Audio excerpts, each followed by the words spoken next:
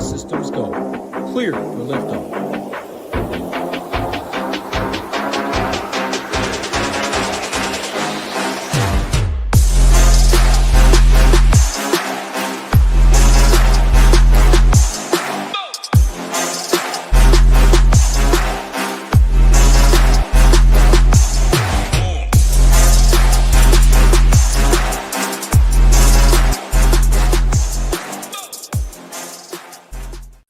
What's up, everyone? Tyler Tamboline here, aka ToeTagginTambo, back for another edition of Leverage Lane here on the Ship It Nation YouTube station. Got my guy Alex Blickle here with me as always, and I'd say Masters Week is upon us, but Alex, it reminds me of Black Friday. It starts like a month in advance, and then eventually Black Friday actually gets there. Well, we've made it. We're excited. We got a great show to go through for you guys. We're going to talk about not just who to play, but how to play them. We have a lot more information right now than most coming into the week when it comes to ownership and roster construction, all that stuff. We've done other shows. We put out the content. Had to get it on the thread action myself a little bit too, just to feel like I was doing like everybody else is doing. But Alex, I'll bring you in first, man. What's going on, my friend?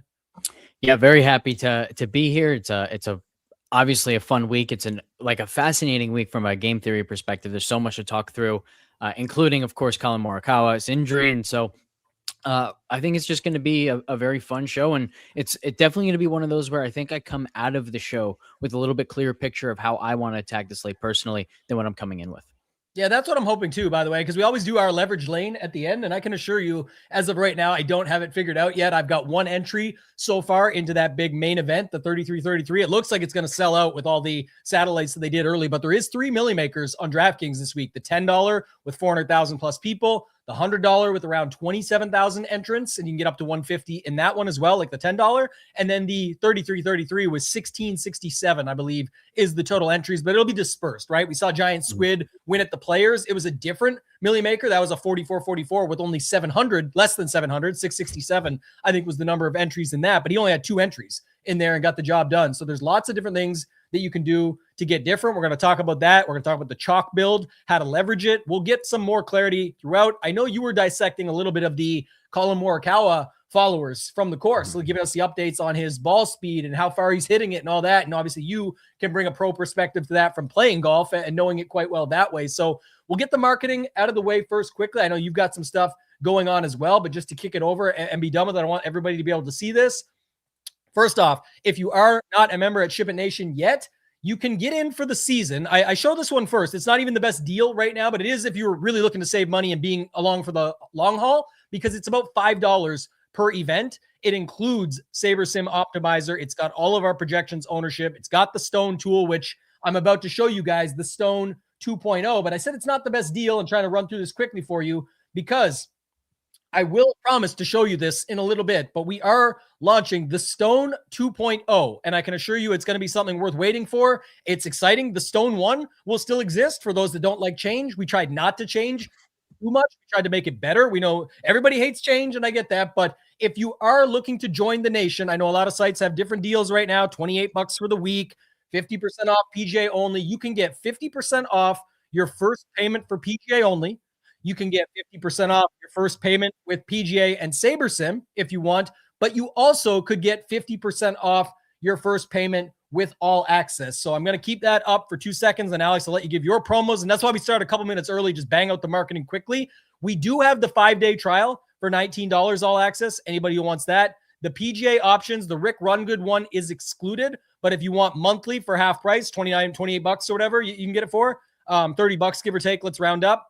The other one, $40, give or take, round up. Or you can just go to All Access Core and get the $99 down to $50 for an entire month. And that's going to include the Masters, the RBC Heritage, the Zurich Classic, the Cadillac Championship, all that. But it's all access. So you will also get NBA, MLB, MMA, NASCAR, NHL, everything that goes with it. Alex, what do you got going on yourself on your side?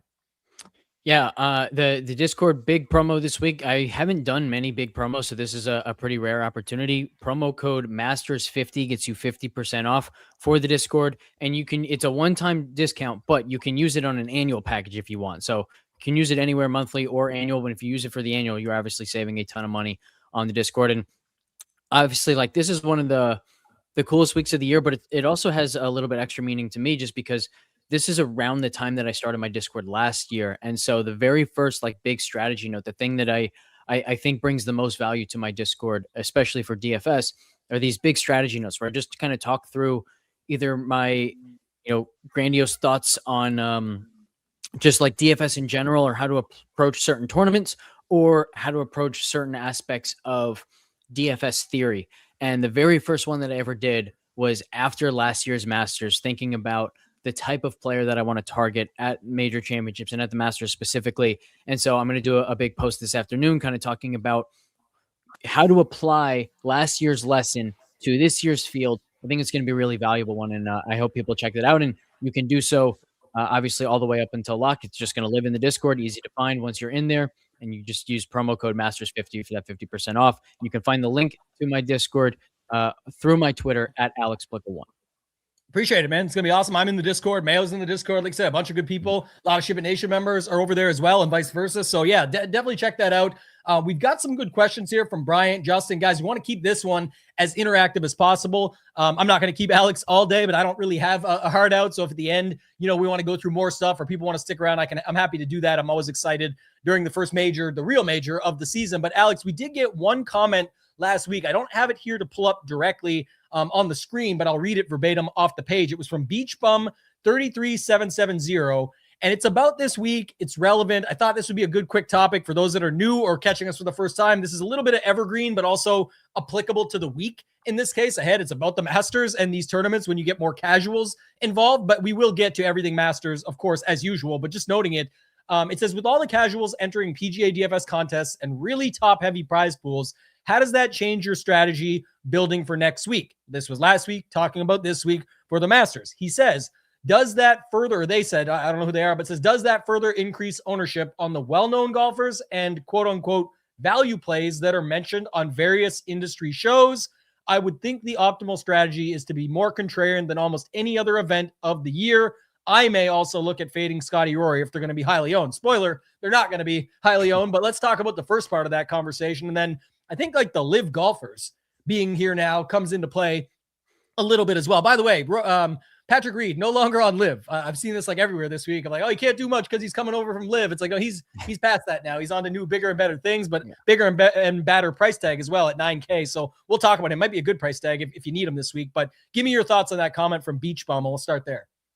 I really like this conversation, and I think the place that I'll start with it is why ownership might kind of concentrate more on the popular plays when you have this influx of just the casual player. And I think it's worth talking about like two different types of casual players. The first is the guy who doesn't play a ton of DFS, doesn't follow PGA that much, but he hears about, he knows he wants to bet the Masters. Then he hears about, there's a promo for tickets into the DraftKings Millionaire Maker for $20 and he wants to try to make $1 million.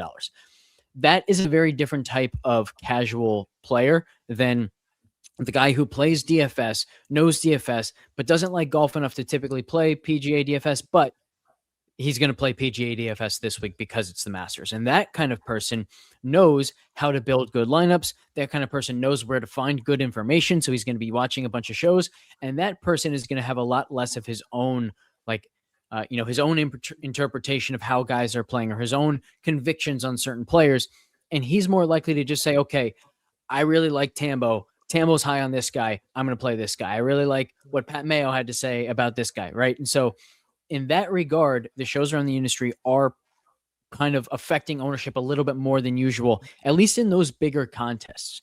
The second kind of point I think is worth making is that's only one type of contest. We also see a bunch of like high stakes, small field stuff where ownership's really not going to be affected any differently this week because the guys who are playing are the guys who are always playing. The only difference there is you might get some like really, really good DFS players who don't typically dabble in PGA who are dabbling this week. And because it's what they always do, they're still going to enter the bigger, higher stakes contests. So I think in those contests, like there's really no difference this week. It's just in those larger ones. But even then, I don't think that we should change our strategy a whole lot just because there are going to be some casual players who are moving ownership a little bit, because we're not trying to beat those players.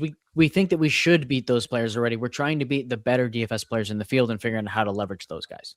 Yeah, and I do want to add this. I'm going to use a real life example. And again, everybody who knows me, this is zero results oriented and more of just like a what could happen explanation to give an additional piece to that. But last year's $10 Millie Maker, I've got it up here in front of us, 470,588 entries, and B-Baller 1044 was the winner that took it down for $1 million. And it's not about you needed Rory. He ended up winning the event. Like, I get all that. That's all going to be every event is different when it comes to that. But just noting it, 4 7K guys, a 9 and 11, didn't go too crazy. And then if you look, though, 26.8, 22.2, 17.3, and then 3 guys that were like definitely talked about, Hovland, Sungjae, and Rose, but not really something that people could commit to it. They only got to 5% ownership. So it's not even just about the total ownership or the fact that there was separators or the roster construction, all of the things that we talk about usually during this segment, as much as to show you, I think some people think like, if I'm going up against 470,000 people, I better go nuts with my lineup. Like, I better get the craziest thing I could possibly build. And they get even more aggressive. And it's not to say that that's going to be impossible to work. Anything is possible. If you know my friend Kevin Garnett, anything is possible. But if you are looking at it from just a perspective of like what is possible, part of that group, it's you could also just build kind of naturally and normally. And again, it is results oriented because we're looking at the board, but very similar, 26, 15, 17, 3 around 5%. 1 around 10% with those bigger numbers in teens, and 126. Like, yes, we know why Rory was needed, but it's just showing like those types of builds can still get there in larger fields. At the end of the day, you still need what gets there. And some of the chalk, especially in like the 7K range or, up top, even the same way, is based around like guys being underpriced or undervalued. And so you just have to, it's how you work with it versus just avoiding it all because it's a bigger week or whatever. Yeah, I definitely agree there. And I think it just, again, like it reinforces the point that we don't need to change what we're doing and how we approach DFS this week. All the concepts that we usually like, they apply this week. Find the balance of high probability plays and separators. It always is a good recipe. It's a good recipe this week as well. Yeah, and the other thing too is on a week like this, and this is the next conversation, I think somebody else brought it up, so I'm going to use this to segue. We don't probably have to go too deep any further on that stuff, but Bryant had said, since Bryant had said, and shout out, we appreciate you getting here before the show starts. If you guys are just joining us, make sure to hit that thumbs up. If you're watching it live, I know you are right now, so hit the little X on the chat button for a second. It will drop the chat down, tap the thumbs up, and then move back. But Bryant says, since I'm at work, I think I'll put my questions, since I'm not used to high stakes, clearly has found their way into a very nice position this week with a 33-33 ticket. So congrats to you and good luck. But it says on the 33-33, I've heard ownership tends to congregate more to certain plays. Does that normally get pulled in from other chalky plays, keeping them in check, or the already overlooked contrarian plays? And I'll let you go with it. I mean, you literally run 3 sets of ownership over at FTM, which is phenomenal, and like even a high stakes one now. But this is what confuses some people when they're like, well, how did Matt Fitzpatrick get to 48% or Colin Morikawa, the week he WD'd? How did he get to almost 50% in this? It's like, it definitely gets more congregated in these tournaments, but I'll let you speak to it. Yeah, it's not the easiest question to answer because I think not just like every week is different, but literally every chalky play is different and every contrarian play is different. And so essentially, what I have learned in high stakes ownership or single entry ownership is more along the lines of chalky plays get chalkier, contrarian plays get more contrarian.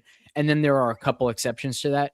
High stakes ownership is a little bit different. High stakes ownership is going to depend a little bit more on projections around the industry than personal feelings and like psychological, biases towards and away from certain players.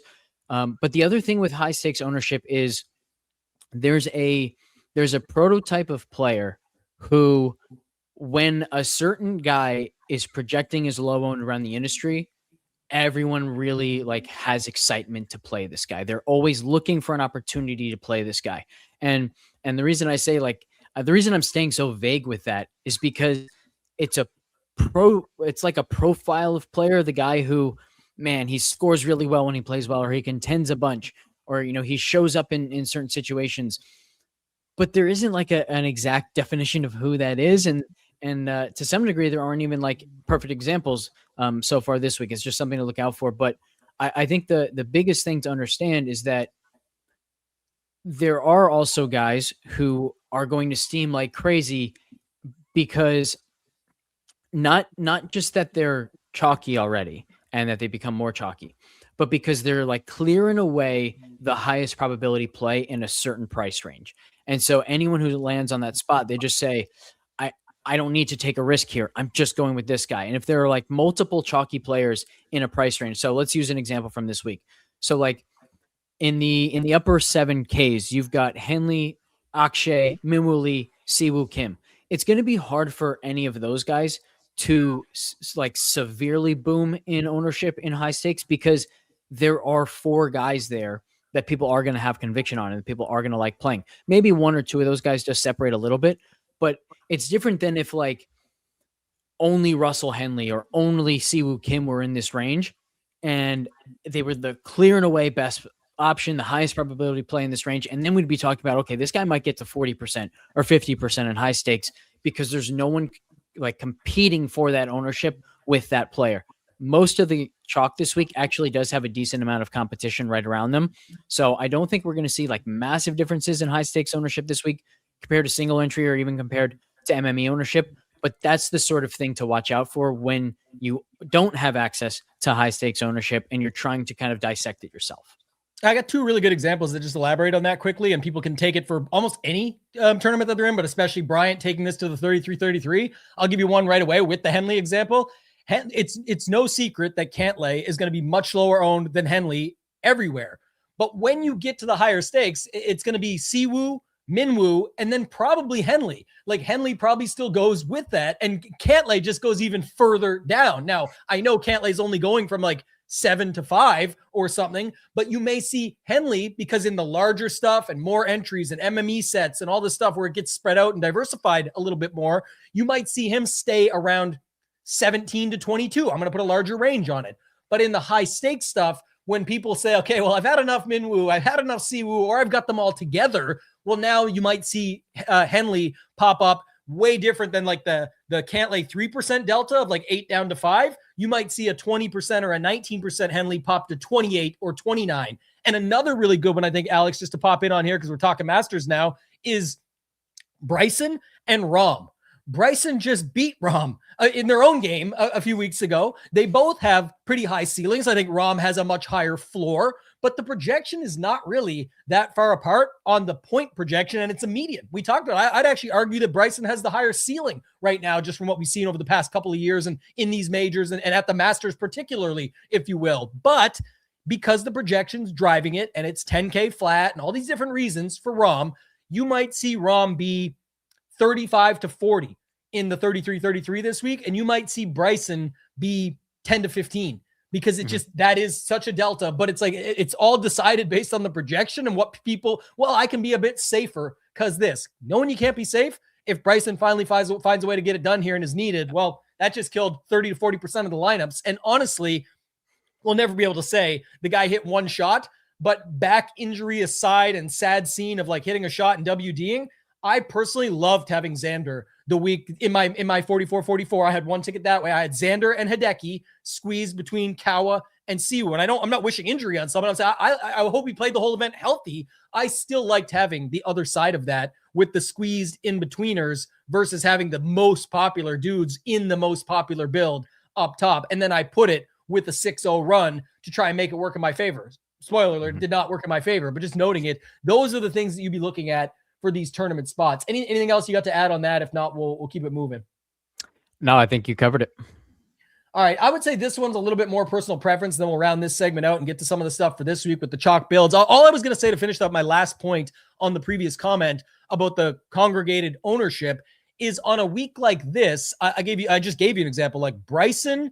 Who else can I use here? Bryson, Justin Rose, Patrick Reed. Like if any of those three are involved on a Sunday at the Masters, are you shocked? Not at all. They legit just cannot be played to a big enough number here because of the other people and golfers that are around them. And you'll find that in every range. If you like Hovland, if you like Brooks, if you like Spieth, if you like JT, Lowry, like these guys have shown up some semblance around here at some point in their career. They've got good hands around the greens. If we're going to have a fast and firm setup, we've seen these guys show up in opens and major champions. Some of them are Lowry and Spieth are open champions. Like they've shown up there. It's like any of these guys could show up for this stuff, but they just cannot be played enough. So that's where, like, when I feel like people are looking at ranges, it doesn't mean you got to load up 6 of them. It means that, and when I show you guys the Stone later on, for anybody who's never seen it, we have it on the Stone. We still have it on the Stone 2.0, but it's like high leverage plays. Just because they're color coded, it's saying like, a Spieth this week, if he actually has 8% in high stakes, could be high leverage. You don't got to get 6 high leverage plays just because they're all color coded and it makes you feel warm and fuzzy inside. Shout out to our brother, Degenerate75, up in heaven watching down. Like, that's the whole point of bringing this up. It's like you don't need to look for all that just because it makes you feel good. It's just knowing what you're doing with your builds as a whole. And Alex, you always do a really good job breaking that down. Did you have any opinion here on Justin's point? I think it's more personal preference, but he is kind of leaning towards, look, I'm playing 5 max specifically. Do you like to lock in guys? I mean, you've talked about 3 max as a single entry where you're very comfortable locking in more guys, but I feel like it's more like you need a reason to go that way than to just do it to do it. And I'll let you elaborate if you want. We'll move on.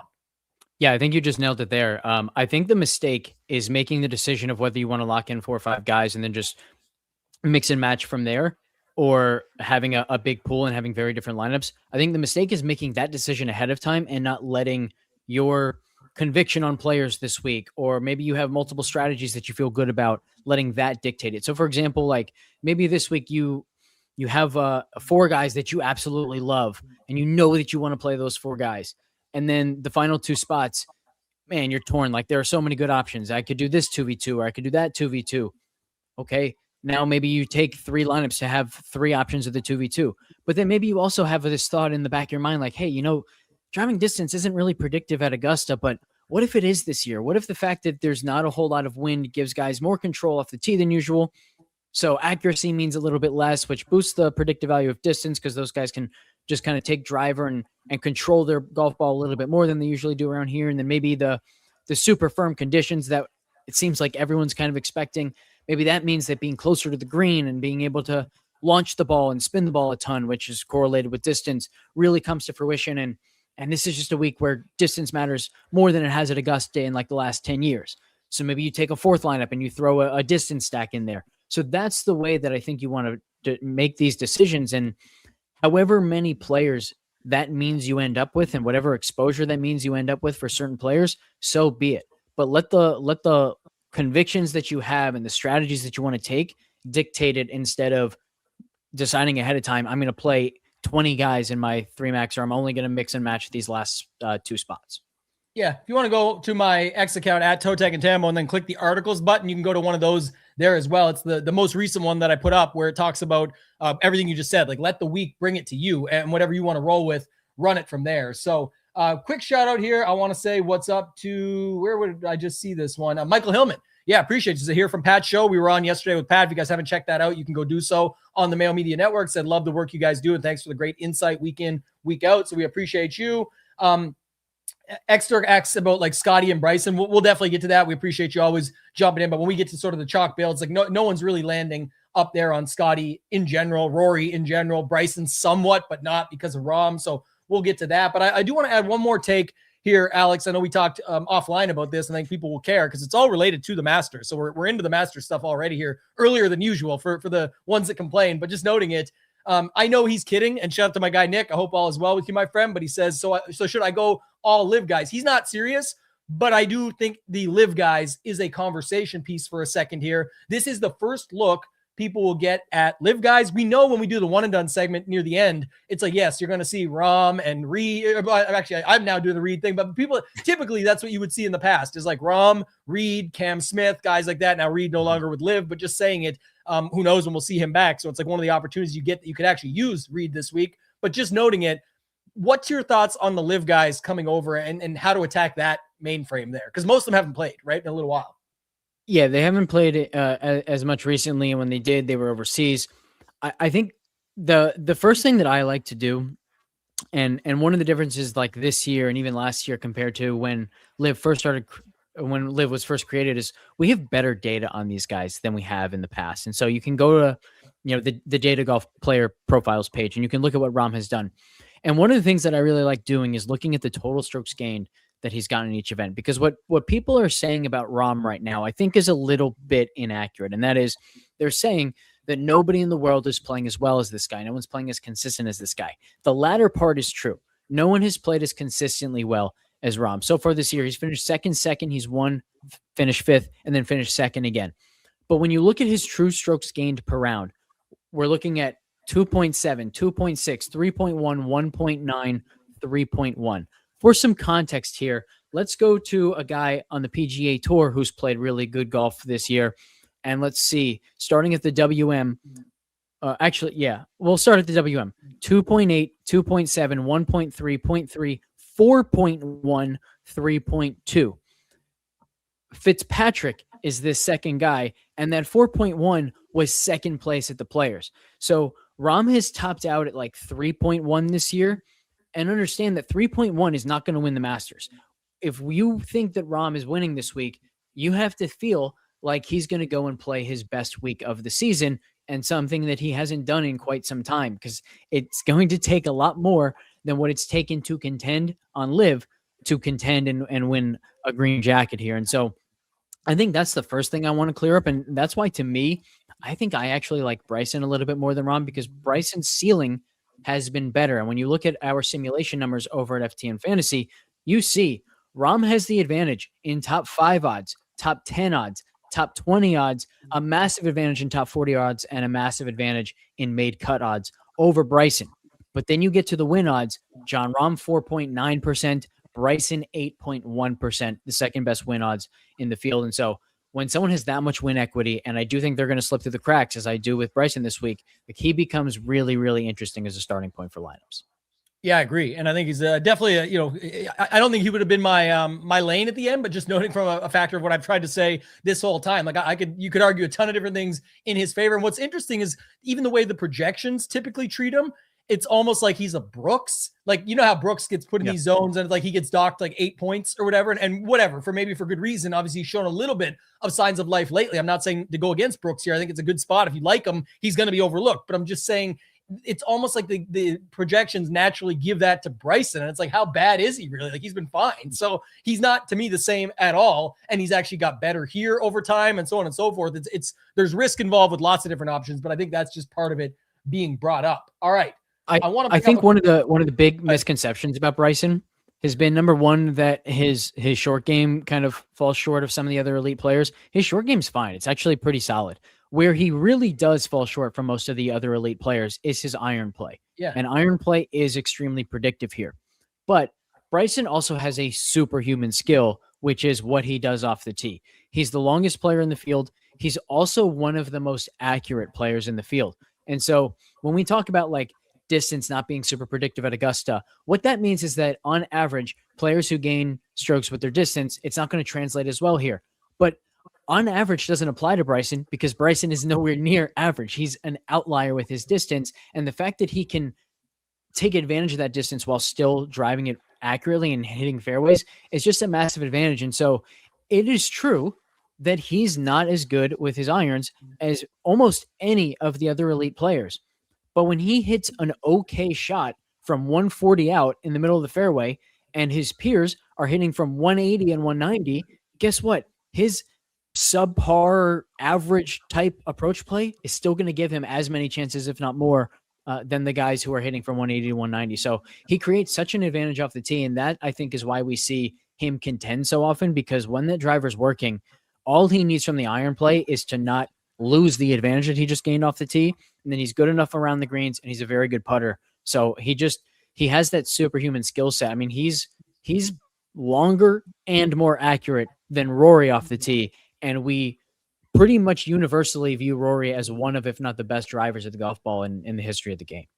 Yeah. And if you remember last year, I mean, Bryson got away with a lot with those irons, and then they obviously went away from him finally on Sunday. It was like he fell down the board, but if that stuff's rolling for him, it's rolling. And it's not like any of the other stuff is bad, like especially the off the tee stuff just naturally. Ryan mentions about earlier, tougher courses. I do factor strength of field a lot more than most. And then also like major ups, like capabilities, things like that. So I think that's important to consider. But this one was brought up here, and I know you hit on it yesterday, but maybe want to spend just a little on this. You said, I have heard you both mock all the trends that are out there. I have mocked trends myself, especially in the NFL, but some of the Masters trends actually seem to have deeper data behind them. You did hit on this yesterday. If you could just give maybe the Cole's notes, as the saying goes, like the smaller version of it. So we don't, if they want to watch it, go back to the Mail Media Network show, but just what was your added 2 cents on this? Cause I thought it was dead on. So it's very similar to the conversations that we've had about course fit. And I made this point on the show yesterday with Pat as well. If you, as Tambo just said, if you want like a deeper kind of conversation about it than what we're probably going to go here in answering this question. Go check that out. But and similar to the course fit discussion in the sense that there is some signal here, but the signal that you're getting is mostly who's good at golf. And the vast majority of those trends that seem like they really mean something, what they're saying is, hey, you know who does well at Augusta? Guys who are good at golf, guys who have played well. We already know that. Even things like, guys have even the trends that are something along the lines of guys have had X amount of starts already at the Masters, or they've, this is their 6th or 7th or 8th time playing the Masters. Guess who gets to play the Masters that often? Guys who are really good at golf and consistently earn their way back to the Masters. So what the signal that you're getting is signal that we are already capturing with all of our other data. All projections are capturing who's good at golf and who's playing well. And the other big one the other big point that I made yesterday is, like, we can look at the course fit model this week and we can see accuracy, approach play, around the green play, putting. All of these stats are more predictive than usual, which means you take two players who are a full stroke apart in a skill set and you place them at Augusta, and that full stroke per round becomes 1.5 strokes per round in difference here. And so even like the thought of, okay, there's something about the Masters that really brings the better players to the top, and the guys in the middle of the pack just don't have the chance to win that they usually have. That is also being accounted for if you are doing projections and simulations well, which I believe that we are at FTN. And you'll see that when you look at the win probabilities. Guys who have been, 1.5%, 2% in some other tournaments, they're down at 1%. Guys who have been 5% in past tournaments, they're actually up at 8%, like Bryson, or, Scottie's at one of his higher win probabilities of the year so far this season, despite the fact that he hasn't played as well. Why? Because that skill difference between him and the rest of the field is magnified on this golf course. And so the basic, a summary here of all this trends analysis is that you're not learning anything that you don't already know and that already isn't being captured by the data and stuff that you're looking at, provided you are somebody who puts a lot of time and effort into your own research here in PGA DFS. Yeah, and Scar says it best too. Newsflash, they were all really good at golf, and I got to give Scar a shout out. Ship It Nation member, he actually won. Speaking about knowing how to win these Millie Makers, there's his $1 million win last year. Single bullet through that thing and got it to the top. So shout out to Scar. But I think it inverses the conversation a little bit as well, Alex, of like when at like the most random course that has nothing to do with Augusta National, people are like, man, seems like this one really lines up with the Masters. It's like, no, the really good golfers that get to play at the Masters all the time do really good at other places. So if you really wanted to do it at other majors and at other events where they're all in the tournament together, you could build Masters correlated lineups, because you're just building with, it's like the newsflash, you're building with good golfers. You're not really using Masters good golfers. It's like they're all good golfers that get the play. So good point. The last thing I'll say about the trends is, if you are somebody who wants to use them despite what they're saying, I go for it, right? But I think the right way to do it is to, instead of say, okay, this is the trend, what golfers fit it, ask instead, what does this trend tell me? Does it tell me simply that good golfers play well here? Or does it say something else that, can be maybe a little bit more helpful? Like, okay, guys who have contended here, or guys who have contended already this season, do well. Maybe there you could take some type of interpretation to say, okay, it's helped to have been in the moment so far this season. It's helped to have felt the stress and the pressure of trying to close a golf tournament, because once you get into the final round of the Masters, if you're anywhere near the lead, you're going to feel something you haven't felt yet this season, even if you've been in contention, because contention in the Masters is different. And maybe it just helps to prepare you to be in that. But there, the question to me isn't, okay, so who has been in contention? The question is, who is best prepared to handle the pressure of the Masters? And there I can look at, okay, who's done well at the Ryder Cup? Who's done well in past major championships? Who's felt major pressure before coming down the stretch in contention? So I think even if you do take something from the trends, there's a better way to answer who that should point you towards than simply looking at who perfectly fits that trend, because then you're just tossing names out the window that really deserve to be in the conversation. Yeah, and just, when people, talk about all the good golfers who did well, just bring it up last year again, where the field was on the points scored. Like, yeah, people were on Rory, but only 17 or 15% were on Reed or Bryson. People were disrespecting, Justin Rose. People were disrespecting my boy Sung Jae. There was at least a little bit of love for Hoagie at 7% in 6,400, but like not enough. And he gets you 85 point. Look at the 6%, the 6%, the 5%. So there's a lot of people that liked a lot of people that didn't do anything for them at all. So as much as we talk about how predictive it is and we know everything, it's back to there's a lot of really good golfers. A lot of people are saying Bryson is worth way less than Rahm on a chart this week when they're building a lineup and starting one, and Rahm can definitely get him. That's why the ownership stems there. Rahm could be this year's Rory, and the pricing was different last year. You only had a 12-4, Scottie. So you see how the roster construction stuff we're about to get to in a minute for this week and compare it to the Masters here. This changes the composition of the rosters when these guys are affordable and you still have a pretty heavy 7 and 6K range that you can use guys from. Now it's a lot different where somebody said it earlier about Scottie. It was like, where was it? I might have lost it, but somebody said something about like Scottie getting crushed here. And it was like, he's going to be so low owned. Someone said, what are the sharps on Scottie? So I'll give it to them. He could be as low as 5% in the high stakes stuff. He could be 8% in like the mid range and single entry stuff. And he could be like 12 to 15 in the regular tournaments because people will still eventually land on him, I'm sure. But it's not just about Scottie. It's what do the rest of the lineups do for you and how can you build them? And you'll see when we get to that in a second, it's not as easy as you think. It's way easier to build a Rahm Fitzpatrick lineup and just fill it out with the value plays in the 7K range. Anything else you want to add there at all? And then we'll get into the chalk build. I got it. Yeah. Can you sort by points again and then scroll down a little bit? I can. Yes. Let me go back. Because I think that a lot of people would look at this and they'd say, oh man, there were 4 guys who were really chalky in the top 6. What a surprise. Like so much chalk hit. Well, as we go down and we look at guys who struggled, so even go. Maybe I'll do this though. If I go by field, it's like 33, 24, 24, 18, 58s ain't cutting it here at 9,600. Exactly. 57s ain't cutting it at 8,800. 58s at almost 9K, 20 points at 7,100. Like a bunch of these guys got crushed. 8,200, 18 points. And some of these guys were like the clear most popular option in their price range. And so, it's not just about how popular was the guy, but it was how much did the field prefer this player to anyone else in his price range. And some of the like clear cut top priorities in price ranges failed. And that's what we see every year at the Masters, because this golf course is really difficult and some guys just aren't going to be able to execute. Some guys aren't going to handle the pressure that well.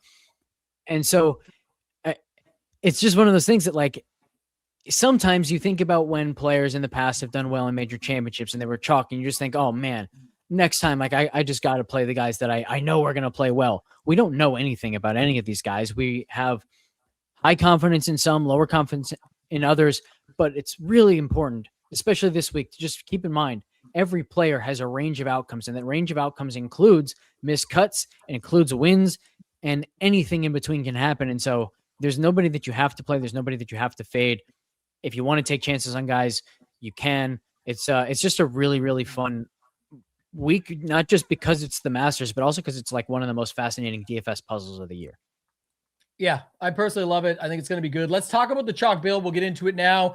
Shout out to everybody in the chat. Appreciate all the good questions coming in early. By the way, you can keep throwing them in there. Make sure to hit that thumbs up. I will be showing the Stone 2.0 over at Ship It Nation, but we'll get through the normal stuff as we usually do first, and maybe I'll talk about how to apply some of this. But quickly on this, I'll tell you what, Alex, I think we've done this however many weeks it's been now. It feels like 3 months or 2.5 months, whatever. It's like usually there's been like the Scottie weeks that are a bigger conversation. Some weeks like it's, oh man, I see a couple different chalk builds. I see one this week, and there's like 2 slight variations of it, but like you legit can pretty much land on the Rahm Fitzpatrick lineup quite easily here, or you could land on the Rahm Xander lineup where the Rahm Fitzpatrick lineup, I have it. Just I'll give it to you. Tell me what you think. Rahm Fitzpatrick. This is the double 8K one with Bobby Mack because it lands you then on like Siwoo, Minwoo, and McNeely. McNeely's popping at 7,200 in the projections. But if you wanted to take Fitzpatrick up to, again, I just think Fitzpatrick lands in it. But if you didn't, if you want to take Fitzpatrick up to Xander, who I think some are very comfortable with, it lands you back down around Corey Connors. And you'd end up with like Rahm, Xander, Connors, Siwoo, Minwoo, McNeely. I'm just saying 3 to 4 7K guys, and those being some of them, seems pretty obvious. Rahm seems pretty obvious up top, Fitzpatrick up the middle. So that's why I went with the Fitzpatrick version. But it seems like we're in the right ballpark here. What's your thoughts? Yeah, I mean the first one that I put in as what I think the chalk is going to build is like Rahm, Fitz, Henley, Siwoo, Minwoo, and then Akshay Bhatia. That leaves 100, and it's like those guys are going to be so popular. In fact, I'm pretty confident the 6 most popular plays are going to be Rahm, Fitz, Henley, Siwoo, Minwoo, and Xander, which obviously you can't fit. That's $1,700 too expensive.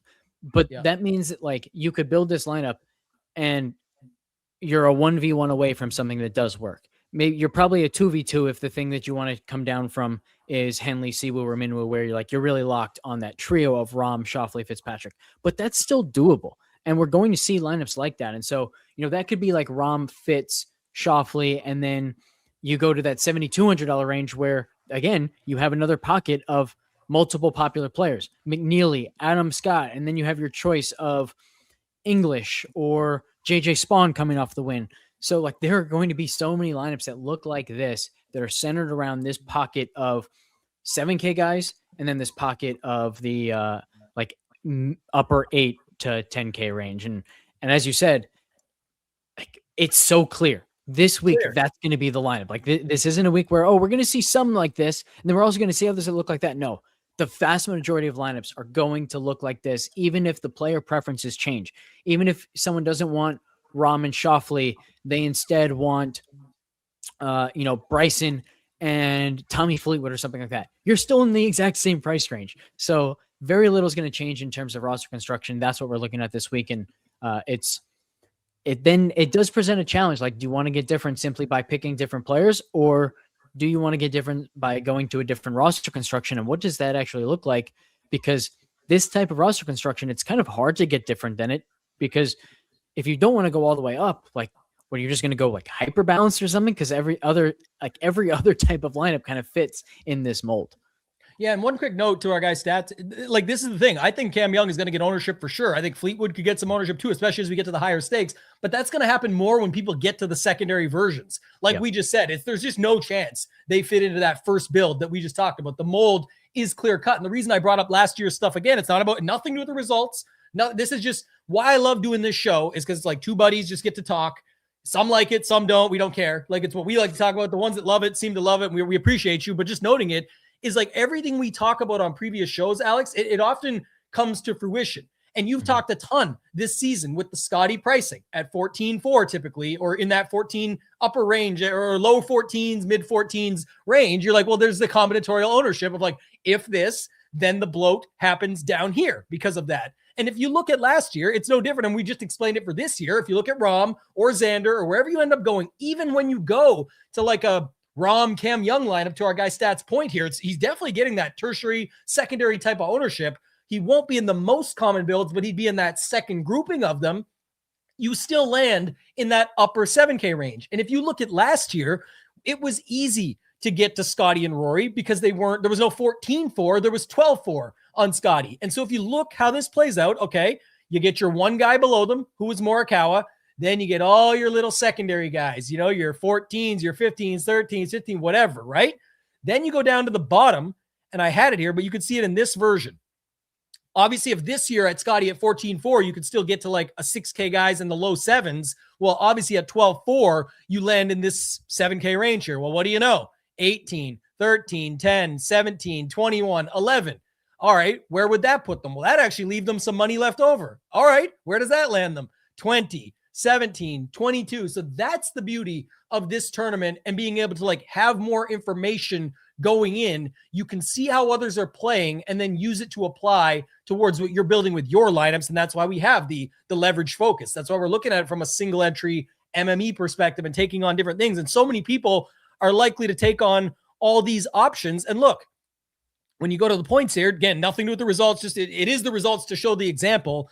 It's like if you didn't have by the way, Zach Johnson did end up in like the Mega Milli winner last year at 6,200, but just noting like a lot of these 5%ers or 1%ers, it's like you didn't necessarily have to find those to get it right, because while these are the ones that showed up at the top of the board, it wasn't easy for them to be in every type of lineup. So there was tournaments where they didn't show up, especially for those playing like $200 single entries, things like that. Like they show up in some, not in others, because some took the risk on that. It's just a product of that, but I thought I would point that out as we get into it. So, all right, let's hop back in. One other thing I want to mention on Cam Young is we had the discussion earlier about like certain guys who end up higher in high stakes.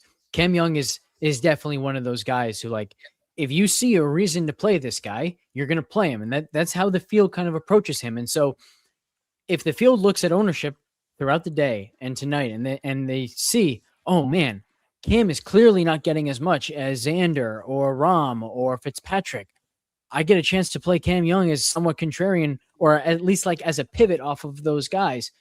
Well, then you end up seeing Cam Young at 25% or 30%, especially in high stakes single entry stuff.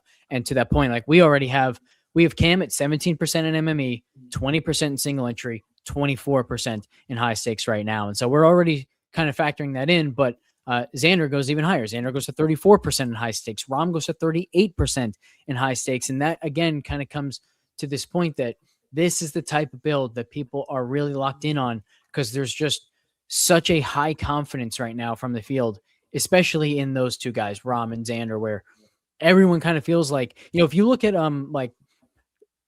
Golf Digest rankings, for example, you're going to see those guys at 2, 3, right behind Scottie, and they're not priced that way. And so when people feel that confident in somebody, they're going to play them when they feel like they're getting a really big price discount, especially like in the ordering of things. Because they think if someone thinks that Jon Rahm is the second most likely player in the field to win, or the second best player in this field, and he's $1,600 cheaper than the second highest priced player, they think I'm getting $1,600 worth of value on this guy, and they play him at a really high rate. And so the nice thing about the Masters, this is one of the weeks where I think projecting ownership is actually on the easier side of things, just because you get these price points where it's like very clear that people think they're getting a ton of value. It's also why it's critical to little plug here, but like when you have accurate ownership, which you do at FTN, we do at Ship It Nation, people are using it. So we're seeing those logos at the top of the leaderboards. But especially if you're using a true optimizer that's also calculating, and especially if you're using contest sims, that type of thing. Like if you're using that, that's when it becomes that much more important, because you're saying, look, I've got the most accurate field. I've got the most accurate projections and ownership. I'm putting those two together, and it's no shot at anybody, but like a lineup generator is just building lineups with your pool. If you can take your pool, and I know the projections and ownership already have it baked in. This is what I'm going to show on the Stone 2.0 here in a little bit, but just to say it, I still like to control my destiny. In the end, my projections and my ownership will do the work within my optimizer of SaberSim. But I use the Stone on one screen. I break down all the information. I bring it across and say, okay, here's my player pool. Now I want it. That's the gas. I'm the driver. I'm the gas. Now my Ferrari over here is going to be able to take this and actually drive it to the finish line, hopefully by putting it together in a good way. But I still want to control what goes into my vehicle. And that's the point of this whole conversation. And this one will apply to every week, but also really good for this week. So I'm glad Stat brought this up. So I'm sure you'll get there, but Scottie is borderline unplayable at his salary. And not just, again, a lot of people out there would say this and just have a take. Well, yeah, because he just had a kid, like Remy was just born, or, he hasn't been that good lately. He looks like he's turning 50 now with that hair up top. Like, you can make all these cases about Scottie and make fun of him, whatever you want to do. But the key component here is the field's finally caught on. Just so you know, I lost battle number 1 and then turned quickly with my friend Alex here. But he was on this from the very first week we did the show. It's like at that price point, there's too many other factors that change. Nothing, we don't have the 5K range anymore, which it wasn't even about using the 5Ks. Nobody used the 5Ks really ever. It was about forcing the 8s to the 7s, the 7s to the 6s, and the 6s to the 5s. Or it was like, okay, I can use 7K guys now that should be in the 8K with Scottie at 12.4. Well, now that he's 14.4, not only do we get that 2K increase, like I just showed you, but we also don't have anything being pushed that far down outside of the proclaimed values in the 7K range that are kind of just being like put on a pedestal, and maybe for good reason. I'll add more to that in a second, but do you want to add anything onto this one of obviously like even if Scottie wins here, there's actually a chance he might not be in like the mega or the high stakes single entries, things like that, because you will need all 5 other pieces correct. Yeah, I think we were close to having Scottie being really, really viable this week. We've got him projected like 5% in high stakes right now. So even still, like it's at least worth thinking about or trying to build and seeing if you like it. But I think the key is if you could build Scottie lineups this week where the next place you went to is that like Henley, Siwoo, Minwoo kind of tier, and you've got multiple of those guys, and then you could still fill it out with low 7K guys or upper 6K guys that you felt really good about. Like I'd be in on Scottie lineups this week. The problem is that Henley, Siwoo, Minwoo range is kind of off the table unless you feel good about multiple 6K guys. And I don't feel good about any 6K guys. So I don't know how I'm going to find two 6K guys that I feel good about. So yeah, I'm with him. I think the Scottie lineups are just really difficult to do. But man, they were close this week. This is the closest I've been to like actively wanting to play Scottie and feeling great about the entire lineup. And it's just like a few $100s short. If Henley and Siwoo were 76 and 75 instead of 79 and 78, if Minwoo was 74 instead of 77, it'd be really, really doable this week. That's how close it is. And I think Ted brings up a good point here. You know, he keeps hearing the pricing is soft. That makes his 14K tag even more absurd. Like that's the kind of the tricky part. Like you could say like for sure, Siwoo at 78, Minwoo at 77, Jacob Bridgman down there at 74, playing in some really tough events, winning the Genesis, like a big boy event, and like being involved in the API and these other ones coming in where it's like, it still can make it work close, but you got to remember you're still punting off two guys into the 6K range at that point, and you still probably have two, if not three, chalky guys up the middle where it's like not necessarily that. The biggest thing I would say, just going back to my take I wanted to give, was if you really like, I think what people do here a lot, Alex, is they'll say, okay, and this is talking about leveraging the chalk build, so we're at the right section here, but like if they're like, oh, you know what? There's no way I can play Minwoo at 7,700, or there's no way I can play Siwoo at 78. They like everything about this player, but they don't like their ownership.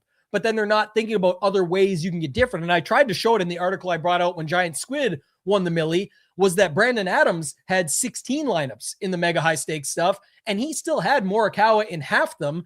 And it sucks that Morikawa WD'd and he got nothing out of those lineups. He still ended up having a great week, making 187,000 profit, but his Morikawa lineups were never built like Morikawa lineups that would be bad. They were built as good Morikawa lineups. And look, we know this guy is popular first, so just keep that in mind. If you're playing Rahm this week, just think about the rest of it. Most people are playing Rahm with a 9K and down, or Rahm with Fitz and down, or Rahm with 2 to 3 of the upper 7K range.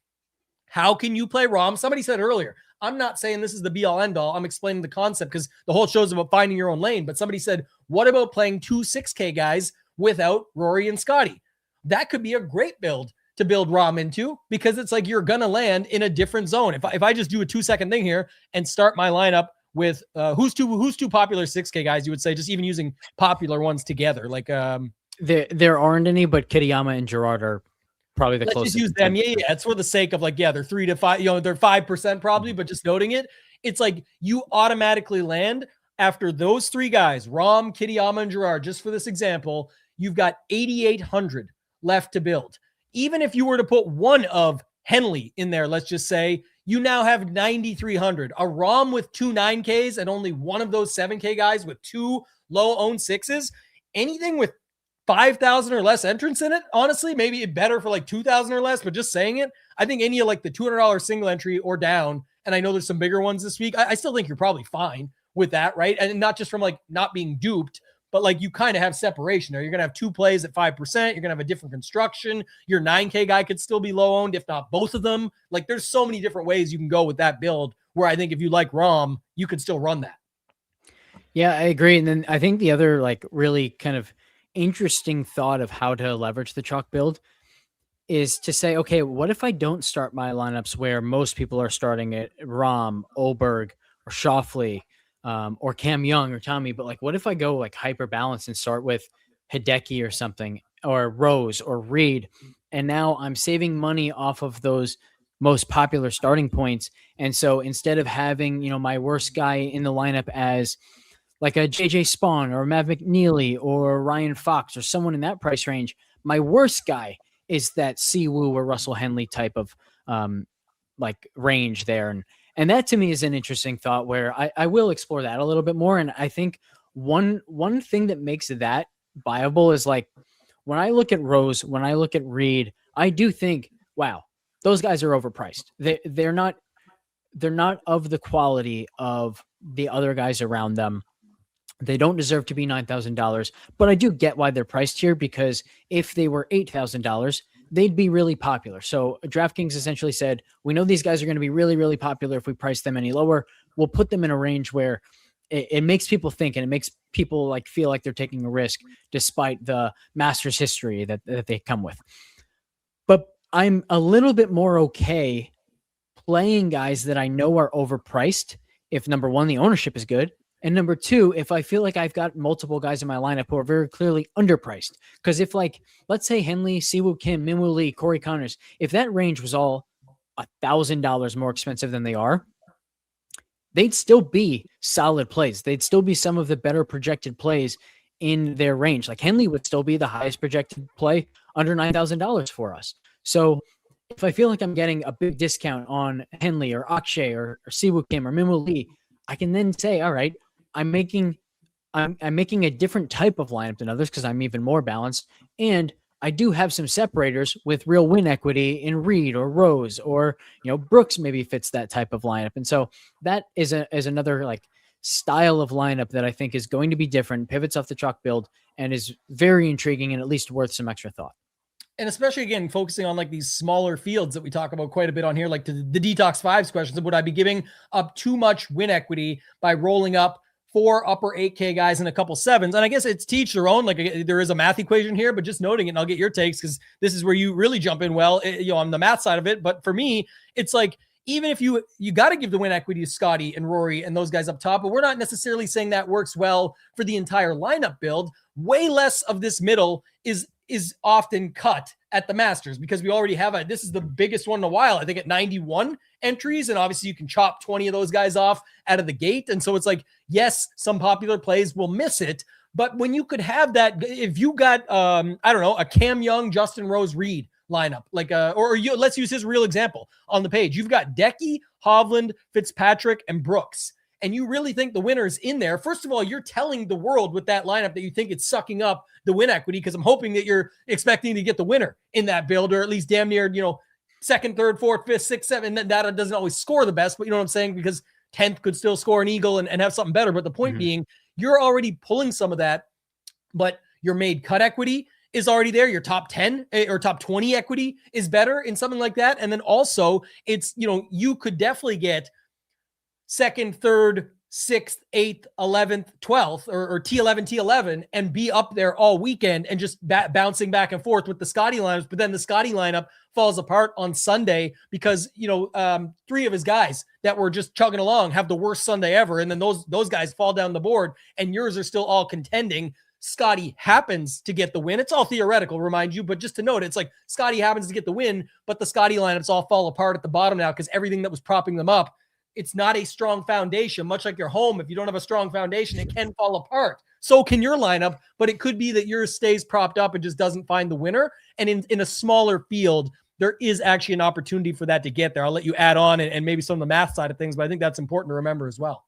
Yeah, I also just think that, outside of Scottie and maybe Bryson to a degree, like you're not losing that much win equity by going to the upper 8Ks from the 9Ks. Like it's 2 percentage points at most from most of those guys. So it really doesn't change a whole lot in terms of your likelihood of getting the winner in your lineup. And one of the reasons for that is, like, let's say you start a lineup with Bryson and Rahm. Let's just go to the second and third highest guys in our win odds over at FTM Fantasy. If you start there, like, you're going to have a lineup where 4 of the 6 probably at best have a legitimate chance of winning the Masters. If you build a lineup that's 4 8K guys and 2 upper 7K guys, you've got 6 guys with a legitimate chance to win the Masters. So yeah, you're losing some win equity in your highest guys, but you're also gaining some of it back with your lowest guys. Yeah, and I was just trying to see, like, we'll have a bit of a conversation on who am I thinking of? Colin Morikawa here in a second, but just to note it as well, one other thing to add on to that is, like, it's also goes back to those combinations that we always talk about, where it's like, if you have my example I gave a minute ago, like a Cam Young, Rose, Reed lineup that skips over. So let me just plug this in for 2 seconds. I don't have it up, but I just want to use this as the example. If you have a Rose, Cam Young, Reed lineup, you land at 7,600. Now, you could just force in the same dudes that we just talked about, and you'd have a bit of a different build, 3 9Ks and a couple upper 7s and a low. Like, you could pretty much get to, I think, if I just go Siwoo, Minwoo, it lands on McNeely. So you see how that flips? Whatever that build was earlier. So if you had, what did we say? Rahm, Fitz, Bobby Mack. I just found you the 3v3 right there. If you had Rahm, Fitz, and Bobby Mack, you could also have Cam Young, Justin Rose, and Reed at way lower ownership, way lower combination, like different setup, 3-9s, 3-7s, but you do still have the same bottom of the barrel there. So it's like you're using the same guys down low. My point was going to be, and you could do this in the Rahm Fitz lineups, but there's going to be so many more Rahm Fitz lineups than there is Cam Young Rose or Cam Young Reed or Rose Reed, let alone all three of them that change the build entirely. But instead of saying, well, I've got 7,600, I better go to those plays everyone told me is going to do so well this week, then you can look at it and say, well, man, you know where else people aren't landing? They're not landing in the bottom 8s. I actually think Lowry fits the mold here. He's kind of like a European Reed, if you will. Like he's going to be okay around the place. He's got the hands around the green. He's done well at the Open. Like if it's going to be fast and firm, maybe he's the guy. Well, guess what? Now you land with 7.3 left. You have everything above. You have everything below the guys at the top, including Rahm and Xander and any love that people are getting there. You are starting with Cam Young, who might get some steam, but then you got the Reed, Rose, Lowry's up the middle.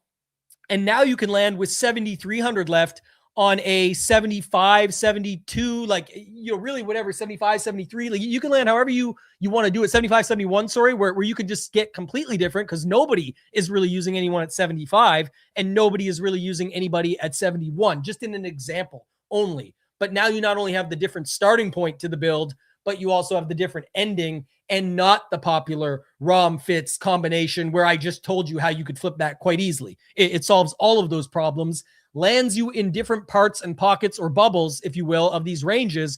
But who's going to say no to like this being a possibility? Cam Young, Justin Rose, Reed, and Lowry are up the leaderboard on a Sunday, and you got the value pieces correct. It happens to be like Sung Jae and Norin. If that happened, it's fast, firm, around the green guys, like whatever could happen. It's definitely a possibility, but people just have too many takes about that those guys suck or there's no way. Well, there's no way that you know everything either. Look at the notes from last year. Lots of guys missed it. So anything else you want to add on just that or leveraging the chalk build? I think we kind of covered quite a bit, but if you guys have more questions, by all means, throw them into the chat.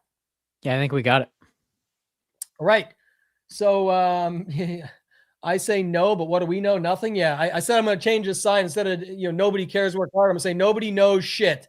Just that simple. And once I started recognizing that and explaining it and just learning even more about it, like the DFS game gets a whole lot easier. It's just like you just got to come in clear-minded and play the actual game and not worry about what everybody's picks and plays tell you and just try and put it together. It doesn't mean you're not being, thoughtful when you're building it. Like I just said, what's wrong with a Rose, Reed, Lowry? To me, their types of games all can fit here and make a ton of sense. And we know they can. Like, they're guys. One of them that I mentioned, like Reed, has a green jacket. Justin Rose, heartbreak twice, if not, 3 times maybe? Like 2 in a playoff and 1 without. Like these guys are all more than capable. They just can't get played because as much as you'd think, because somebody told you have to play Matt Fitzpatrick there instead of any of those guys. It's like you just have to, right? He's so good right now. You have to play him. Yeah, you said something there that I really liked, this idea of like once you embrace the fact that nobody knows, and I would make it even a more personal thing, which is I don't know, and I'm going to be wrong a lot. And so like one of the things that helped me the most in DFS was recognizing that a lot of the time when I have conviction on a player and I feel like, I really want to have this guy in my lineup, but he doesn't fit with the rest of what I'm trying to do. It helped me so much to realize my conviction can be wrong. My convictions are going to be wrong a lot. Yeah, I have conviction on him. I don't need to have him in my lineup. And then the lineup ends up doing really well. And the guy that had a ton of conviction on finishes like 30th. And it's like, I would have just wasted one of the best lineups of the year trying to jam in this player, and just recognizing how often we can and will be wrong. It's so freeing when you're building lineups. It makes so much more difference when you do it that way. And I love that you made it personal, like you said, because the idea of that is like, that's why when you want to sit there and rattle off ranges and players and people sort of, come out like you don't have the take. It's funny. All the sports betting people doing it, people come at them just as much for how annoying and wrong and all that shit. But it's like, if you try and just say, hey, I'm going to help you play the game and learn how to actually put yourself in the position to have the chance to get lucky to win the money, then people are like, well, you're not making any hard stands. It's like, we're making a hard stand on how to play the game, right? It's very, I always use this akin to chess of like, you pour out the pieces, you put the board down or whatever it is. You can have a $10,000 chessboard. You can have the one that costs $2 at the grocery store that you buy off the shelf, whatever. It's the game is going to be played. Same rules, same everything. Like there is chess masters that just think tons of moves ahead. And that's what we're really trying to do. So we'll see how it shakes out. For anybody asking about just like a quick ownership breakdown at the top, Alex, I mean, what are you seeing right now? Like Rory, the lowest, Scottie next, then Bryson, obviously of those top three, I guess, if you want to use those three for this example.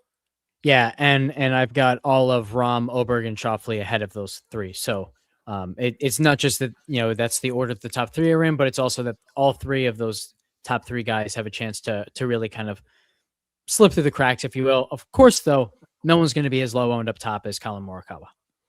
Yeah. So do you want to spend a minute on him there? I'm just going to let some folks know, because we will show the Stone 2.0 here in a second on how I put some of this puzzle together myself, but just and get your feedback on it. But anything you want to add on the Morikawa front? I mean, you looked at it earlier from your Discord. Speaking of that, like I said, if you guys want to go over and join that, you should definitely get in there. But just noting what you brought up there, and like, it was just all you can go off of is what other people are saying, but then put your spin on. Again, can be wrong. Like we talked about, beware the injured golfer. But I think what's interesting is a lot of people are comparing this injury and everything that's going on with his swing and him saying how far he can hit it, how well, how he has to nurse it and everything. They're comparing that to when he just said his irons weren't really clicking on the turf overseas when he was completely healthy and good to go at the Open. Just a comment was made about how his irons aren't quite working great. This is totally different in my opinion, but I'll let you chime in.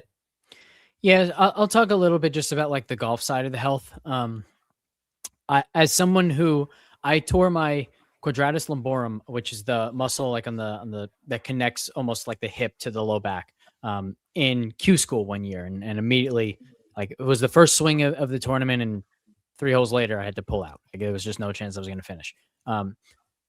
One of the interesting things is, yes, the back hurts a lot when you're swinging sometimes, but what's even potentially more impactful is when you have to get lower into like a putting stance or a short game stance, you get automatic discomfort. And so long after I was back to taking full swings, I still felt like I couldn't practice putting or chipping because I just couldn't stay in that posture long enough. I could do it for like 2 minutes at a time.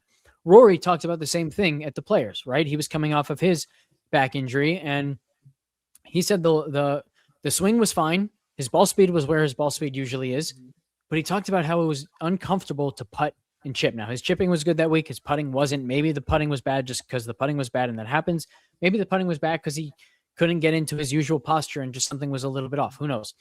But the point here is, if I were on site at the Masters, I wouldn't be looking at what he's doing on the range. I'd want to see how comfortable does he look when he's practicing his putting and practicing his short game, because those aspects of the game obviously matter a ton at Augusta.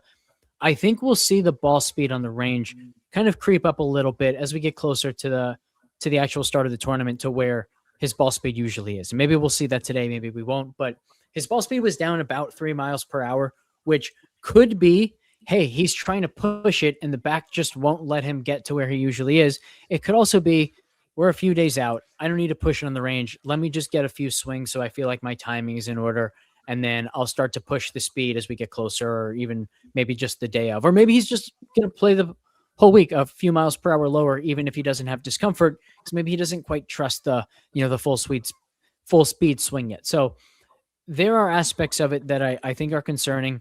There are things that I'd like to be able to know, and maybe he'll talk about it in either a presser today, or maybe someone will ask him, or we'll get a report of how he looks on the putting green or anything like that. That's the kind of thing I'm going to look for. But ultimately, I think we're going to go in a little bit blind, in the sense that we just can't possibly know how he's feeling, and we just have to make a decision based on that. Yeah, I was pulling all the pressers. Like I said, I teased it. I made fun of all those threaders, and I was like, I got to do something different. I was zig when they zag, Alex. And when everyone's just telling you the same shit, it's like I wanted to find something that was different. And he had talked about it. He said he'd been hitting balls for the past week. I ended up pulling out of having to hit balls and continue to play, but there's a comfort level. And he says this isn't a place where you want to be uncomfortable, but sometimes you got to find other ways to get around the golf course. So I'm kind of making a different game plan than I've come up with in the past. He did talk a little bit in there about breaking down like his short game feeling better, But he's like, he was saying the truth on the other side is like, it's with the driver and the swing, and how also it's even with the mind. He was saying it's like, now it's because I'm sure, like, as you said it, and it's, you talked about some quadrula, I'm talking about medulla oblongata, like your brain up top. It's like, sometimes it's there as well, because now you're thinking about it in the backswing. And if you're, as we are, speaking of, old times and majors and whatnot, what was the guy, Mito Pereira can tell you, sometimes there's just a quick little zap in the brain at the worst possible time that makes things go the wrong way. And if that happens, that can be a problem. So I think it's at least somewhat interesting. But as the point was made in the chat by somebody here, this guy is going to be like no ownership on both sides too. We don't talk a lot about FanDuel on here, but it says Morikawa is 10.7, has Young Fitz directly above, Minwoo, Bobby Mack below. Yeah, he can't get there with ownership. And I don't even know if he can get to 5. What's really crazy is the last time he played at the Players, he was almost 50% owned. One of the highest we've seen in quite some time, actually, in that spot. David Faber is yelling at me for this. I will say I didn't pull anything from this, but Carlos Ortiz did talk about sort of his family being in town. I looked at some of his stuff. It wasn't even worth posting though, but like just said,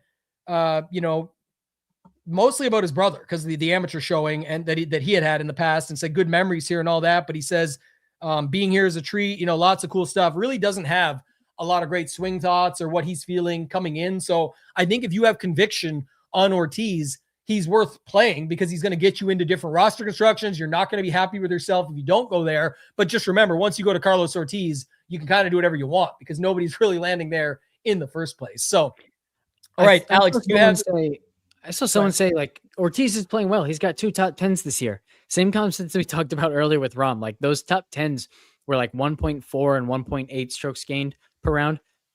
Corey Connors, for example, gained 2.6 per round at the Players, 13th. He gained 1.7 at the Valspar, 14th. Those top 10s from Carlos Ortiz, they're nothing. So maybe he pops, but he's not going to pop because he's in great form. He's not. Yeah, I think there's like all these different golfers that you can look at as one-offs and stuff. I'm going to use them mostly in the thought process around construction, right? Like somebody talked about it earlier. I saw it in Discord. I think it was, is like, if I can choose between McNeely and Spawn, I'm actually way more likely to choose Spawn. The guy won last week. Like, I don't care what anybody, remember last year it was like, Scottish Open, got her up wins. Like, no way he could do anything at the major the next week. It's like, or he could. And then he goes and does just fine. It's Spawn. Could find something, could not. Maybe he did, maybe he didn't, but he at least found enough to win the tournament last week. So if he can bring any of that across, again, it could be the guy that just makes it work. He could be your top 10 guy that fits in there and goes through all that. And yeah, up north, that's what Alex was talking about with the a little bit less and all the stuff on his numbers there. So again, could just be holding it back, could be saving it, saying I at least want to get through a day and then see how it feels. And if I do okay on everything else, treatments or things like that, and try and get through it that way. If you're in contention, things change in your mind when you're in contention and things are going your way versus when they don't. Look at the football players that like catch a touchdown. It's like, then they're debating the catch. They're like, they weren't injured, but now that this, or a basketball player that gets pulled on, it's like, well, if it went in, I was good, but now that it didn't, let me fall on the floor and say something's completely wrong. Same in soccer, etc. So we'll see what ends up happening. But all we know going in is completely low owned and untouched in that upper range at 9,500. And the other point there is like when he's on the range, he's got no adrenaline. By the time it's time to actually tee off and play the golf tournament, he's going to have adrenaline coursing through his body that helps with pain. All right, let's do quick. Do you have anything on the betting breakdown this week? We'll get to our lane at the end. I'm going to show the Stone 2.0 here in a second, but do you want to talk about anything with the betting markets this week that you saw? Yeah, I'll give my favorite pick of the week. It's actually my favorite pick of the year. It's Russell Henley outright. One of the like big findings that I've been looking at this year and trying to get a better understanding of what predicts future wins. Is it past win rate? Is it past top 10 rate, top 20 rate, whatever? And there's a massive signal in top 10 rate and top 20 rate translating into wins. And I think this makes a ton of sense. It's just like, in order to win, you have to give yourself opportunities, and give yourself an opportunity, you have to be around the lead, which a top 10 finish is. And it's similar to like, who do you think is going to make more birdie putts? The guy who's a really good putter, but only has 3 or 4 chances around, or the guy who's an average putter, but he gives himself 8 to 10 chances around? The guy with more chances, even if he's a worse putter, is going to get it done. Similarly, someone who gets into contention a lot is going to win more often than the guys who are rarely in contention, even if those guys who are rarely in contention have a really good ability to close it once they're there. And so Henley's not like, it's not like he's been in contention and finishing second place or losing leads that he could have closed out, but he's around there. He's playing really quality golf. And the stat that I keep pointing to is in his last 15 events, he has 13 top 20 finishes. And those are the 13 cuts that he's made. So literally every time in his last 15 events that he's made the cut, he has finished in the top 20. That's the kind of spike that I really like. And I just think he's a really good fit for the course. So I really like him. And then the other part I'll talk about for the betting side of things is this has historically been one of my absolute best weeks of the year from a props and pick'em perspective, especially pick'em over on Underdog or Prize Picks. Like a lot of the stuff that I give out on Underdog, if you're not on Underdog for some reason and you just like Prize Picks more, a lot of the time you can find the exact same stuff over at Prize Picks. So it's a great week for that stuff. And it's great for a couple reasons. Number one, we have great data from the past on Augusta, and Augusta typically plays pretty similar year to year, or at least like you can find historical examples of similar conditions. So you have a better idea of what scoring is going to look like coming into the week than we do in any other major championship. But even in a lot of weeks on tour where, they set up the course differently this year, they grew out the rough or they didn't, like Augusta's, the conditions are pretty much the same every single year, except for weather and the softness of the course, which also is related to weather. So you get that advantage. And then the other thing is because it's the Masters, they just offer so many more types of props that we can choose from. And the more they offer, the more likely they are to make a mistake in the way they're pricing stuff that we can go and take advantage of. So definitely get in on the Discord this week to get all of those plays. It's been a really fun way to make like all of the Masters in the last 5 years have been really, really profitable for me, even when my DraftKings lineups have stunk. So it's a really nice, just kind of side quest, if you will, to the Masters that ends up being one of the key parts for the week.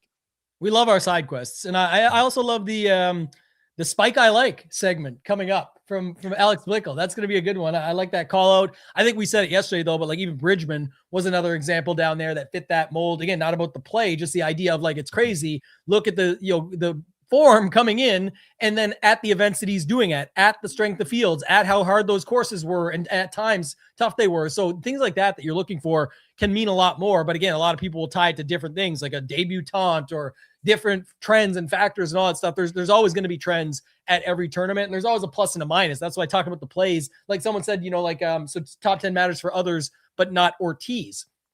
We don't know really what's going to matter until we do. But it's like, if it does, you could lean on that. If he ends up having a great week, yeah, we saw the 8th and the 6th on Live coming in or whatever. It's like, if he doesn't, it's like, well, then we don't know what he's been up to or whatever else it might be. So it's like, maybe it wasn't because of that. So it's really tough to pinpoint it that way. But all I know is if you have conviction on somebody and you want to roll them, then think about what that means to the rest of your lineup. And if it's someone this week where it's like Ortiz to you, that's phenomenal because you can almost do whatever you want now from there and get away with it, especially in the higher stakes, smaller field stuff. So keep that in mind as well. Anything on the one and done conversation, we can nail that out. And then I'll load this up here and we'll get out of here before the half hour mark. Yeah, I do think it makes sense to try and just play live guys for major championships.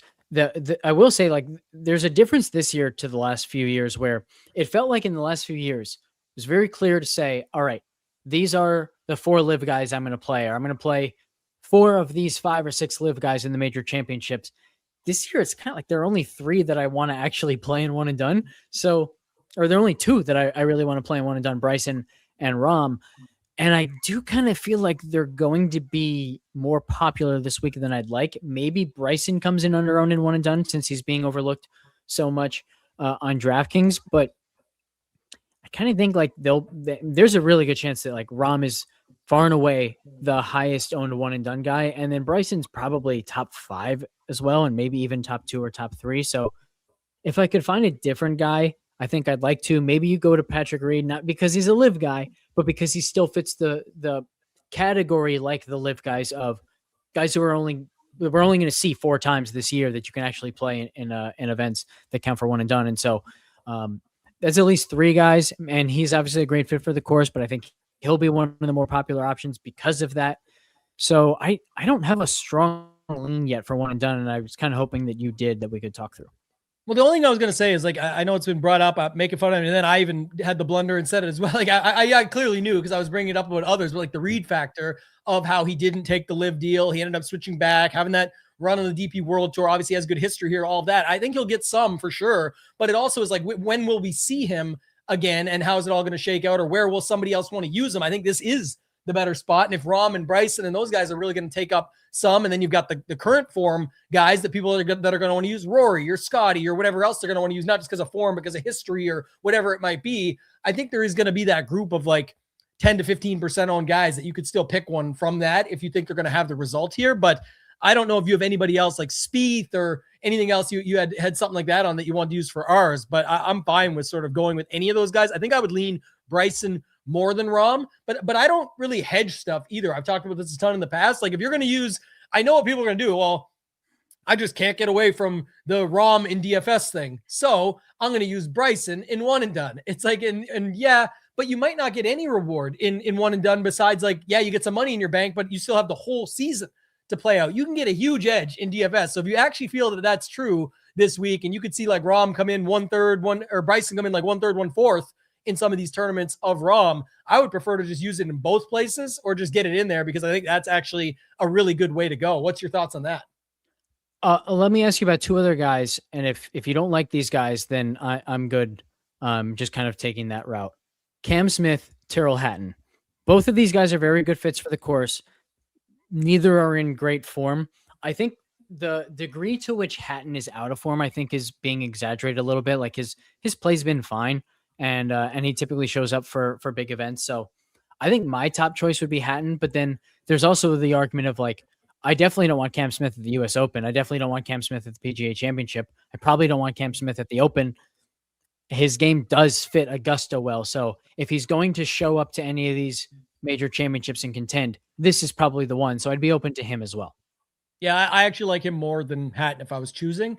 And I would do that with you. Like, again, just using a totally different spot. And I think also if people are looking at segments and stuff, there is different runs where you could use the bigger guys at, even if you wanted to set it up differently. So I'm actually okay with using Cam Smith. I think it's what you said. Obviously, all different facets. I know people gave him shit that year. It was in November or whatever. And like, oh yeah, of course he showed up at that one. But I mean, he's shown up at a lot of them. This is a course that he can kind of know where to put it off the tee, find his way around it that way. Again, it's a riskier play, but it's also in one and done. He's not going to get ownership, and he is still a live guy in a good spot. So I would definitely be open to that if you're good with it.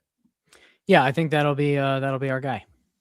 All right. I like it. Good separation there. All right. I teased it enough. I'm going to get to this quick, Alex, and then we'll round out with our lanes, but I'm not going to spend a lot of time. And it's a preview for folks over at Ship It Nation. If you guys want to join, I already told you about it. You can even use code STONE2 and get yourself set up for a discount this week. If you want to get 50% off your first payment, use the code STONE2 on PGA with SaberSim, or the all access core plan. So it's like $30, $40, or $50, depending on what access you want.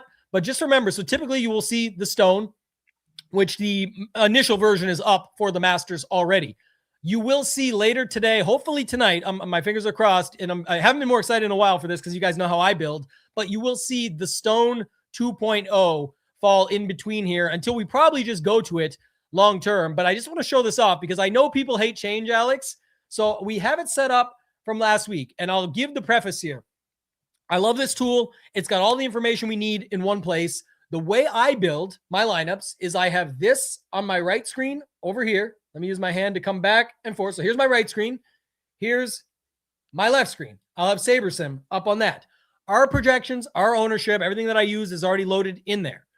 You can just build and get good lineups. I'm not saying you need to use this, but I know most people like to dig in and go through the Stone. And I do personally like to come up with my own player pool first, see where it lands me, and then let SaberSim take over. So imagine we're just looking at my right side screen. You've got all your normal downloads that you can do as usual, but we've made it entirely sortable. Now we've added favorites abilities, so you can favorite the guys that you want. And I'll show more on this in a second so that you guys can see it. You can sort it by whatever you want. If you go by the wave, it already sorts it by the price tag. So AM, PM for different, for weather weeks. If you want to sort it by win equity, top 20, made cut, sort by our course fit rankings, the optimal rate when it comes out, all of that. But the bigger thing here is in the menu. So I'll scroll it down a little bit. This scrolls with it now. So this stays locked at the top. It is definitely better used on desktop, but we've essentially made it entirely interactive for you guys. And what I mean by that now is so you could say, okay, I've looked at the stone. I want to go with these 5 guys. Again, I'm not going to spend a ton of time on this today. I'm going to actually just get a little bit of a, dispersed number here. And then favorite golfers only. Boom. Now my right-hand screen has everything I want on it. It's clear as day. I can see it perfectly so that you guys can see that right there. You can go down and you can have it so that you just hit the star, hit it off again, turn off favorites only, get them all back, sort it by price. Oh, I want to see just the pivots. Done. I want to see just the sleepers. Done. Leverage. Done. Whatever you want to look at. Oh, we're doing a show. Listen, other sites can use this. They want to talk about the ranges. I just want to talk about the 8K range. Boom. 8K to 8,900 when they're going through the range and comparing optimal rates and side-by-sides and whatever it is you want to see for both that and FanDuel. Price value. If you want to see what our GPP options are or our cash options or who are the high upside options, you can do that. You want to see Donkey Chalk. It still exists, right? I think I've got too many filters on now for this one. Let me just turn this off for a second, but you want to see just Donkey Chalk?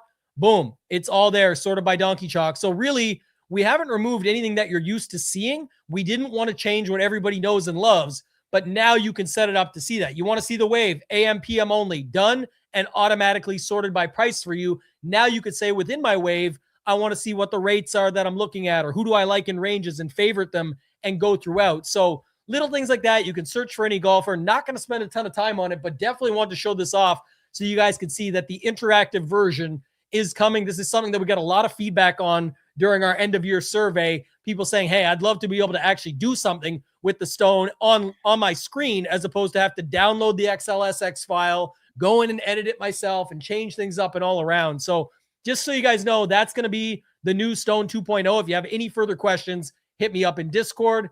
Alex, I'll bring it back to the main. Our lane for the week. Back to the main, get to our lane. What did you decide on for your lane? I honestly, with all that's said here, with the 1.5 hour mark coming, I still don't know if I have mine yet. I've got 2, so I'll do the first one and then come back to the second one. And the reason I'm doing 2, number 1, it's the Masters, so we can be a little bit special with it. But it's because I think this first one's a really, really strong strategy in certain contests. I don't know if I'm going to be in those contests, so I don't know that I will want to be using these. But if you need a higher risk play, you need a really straightforward way of separation. I think playing Colin Morikawa makes a lot of sense this week. And so the way that I'm going to do this leverage lane is I'm going to just kind of talk about why it makes sense, the type of lineup in which it makes sense, the type of contest in which it makes sense, and then lay it all out there in such a way that you can decide for yourself if it works for you and it's the kind of risk that you want to take. This is obviously not going to be for everybody this week. In fact, like some people will say, you know what? I love the Masters. I want to give myself as much of a chance to just like enjoy the sweat of the DFS contest throughout the weekend. And if Morikawa starts out really bad in the first 5 holes, there's a good chance he withdraws. And that's just not for me. I want to feel like I have a chance at least all the way through Friday. So maybe it's not for you for that reason, but here's the argument for it. The first is when we think about the way in which Morikawa's potential injury and the uncertainty around that injury kind of manifests itself in his overall range of outcomes, it hurts his floor a lot more than it hurts his ceiling outcomes. If he's healthy, he's still going to get plenty of those ceiling outcomes. And like when I put in the injury risk into his actual projections in the simulation, for example, he went from about 5% to 3.5% in win odds. That took him from the 3rd most likely to win to about the 7th or 8th most likely to win. That's not a big change. It did, however, take him from like the 3rd most likely to make the cut to about the 30th most likely to make the cut. So that's a huge, huge change. And that's the way it manifests itself. It changes his floor. It makes his floor a lot worse. It makes it a lot more likely that he has a floor outcome, but it doesn't dramatically change how often he's like really taking you to the promised land. And if you're in a contest like the Millie, for example, when so much money is up at the top and you have to beat 1,400 people, or some of you are going to be in contests where you have to beat 10,000 or 50,000 people, the chance of having a guy whose win odds are almost as high as his ownership maybe even higher, is insane. We never, ever, ever get that opportunity in DFS, especially not from somebody in the 9K range. So the win equity to ownership ratio is as good as we ever, ever, ever see in PGA DFS. And for that reason, I think he's really interesting. And he's especially interesting if you're building a lineup that says, you know what, I need differentiation up top. I need potential separation up top because I'm eating a lot of chalk down lower. And so like if you love that range of Henley, Siwoo, Minwoo, and you want to build a lineup that has so many of these guys who are very clearly in their own tier in their price range in terms of how well they project and how high probability of plays that they are, go for it. And you have the answer to make those lineups work, where most weeks that type of build, it's too chalky. It's not going to work. But especially like in small fields this week, you can eat a ton of chalk and then up top go to Colin Morikawa as the separator. So that's leverage lane number one. I don't know that I'll be using it, and that's why I'm going to have a second leverage lane, because I really like to make my leverage lane something that I'm very confident I'm going to end up playing, and I don't know that I'll play Colin, but I think it's a really, really sharp play this week given how low owned he's going to be, and the idea that his ceiling is not as affected by this potential injury as his floor is. Yeah, I'm going to get mine just real simple. It's going to be based on the 33 ticket that I have. I get another one today, great, and go from there. But I'm assuming I'm only going to have the one and going from that front, almost like when you walk into the casino and just bring cash, no cards. And you think, if I lose the money, I lose it. If I win it, I win it. But I'm going to fade Fitzpatrick. I'm going to fade Fitzpatrick in that lineup. I know there's tons of different builds you can put him into and make him work. It's not just the ownership. To me, it's when I'm looking at that range, and again, I'm not set on my final build yet, but I think either my build won't land there, or if my build does, I could see myself on plenty of other options, whether it's Hideki, Bobby Mack, Jordan Spieth, Justin Thomas, Shane Lowry, like I mentioned earlier. Like I just see myself landing in a totally different zone. So I'll make the easy one, because I got to think, I don't know, what do you have right now, high stakes ownership on Fitzpatrick for, say, the 33 main event? It's high, 34.7%, and it might even go up. Yeah. So that one's easy for me. Again, I just, it's not just that. It's again, there's many other factors, but I'm definitely going to use that as my lane here, just to pick something I absolutely know and can give you coverage on. Again, I know a lot of people have FOMO. They say it's the only misprice. It's not who you play, it's how you play. I preach all those things. I'm saying that there's not really builds that I'm landing on that would land there, on top of the fact that I could separate from almost 40% of the field in one move, just like that. So to me, I think there's so much firepower around him that I'm very comfortable making that stand here. And so for me, that's going to be my leverage lane for the week. You said you might have a second one. Did you think of something else? Or you? Yeah, I've got the second one, and it flows well with the Morikawa one, and it's somewhat similar to the one you just gave with Fitzpatrick too. The second leverage lane is starting my lineup below Xander Schauffele, and so this can be interpreted as a fade Rahm and Schauffele leverage lane, but I'm making it even more specific in like the way in which I want to fade it. And the reason for this is like I toyed a lot with the idea of going up to Rory or even Bryson a little bit, but he doesn't apply to this logic quite as much because he's so close in price to those guys. But like Scottie, Rory, if you're going there, you need to be right about two things. Number one, you need to be right that they outproduce the chalk that's below them, like Rahm, Oberg, Schauffele, that group. But then you also have to be right about that second guy that you're playing. So like if you go to Rory, for example, maybe that takes you from Schauffele down another 1,600 to an 8K guy. So now maybe it's Chris Gotterup instead of Schauffele. So in addition to being right about Rory over Rahm, you also have to then be right about Gotterup over Schauffele. And so it's a little bit of a lower probability pivot than I think that you'll find if you go down and build a more balanced lineup.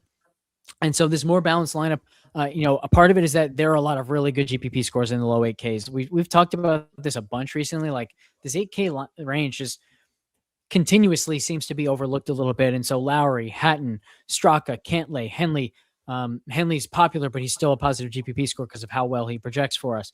But then even like Corey Connors at 77. So these really like hyper balanced lineups are just full of good GPP scores. There's a mix of guys who project well and are good GPP scores because they're great plays despite their ownership. And then there are other guys like Victor Hovland, who has a great GPP score, Justin Rose, who has a great GPP score.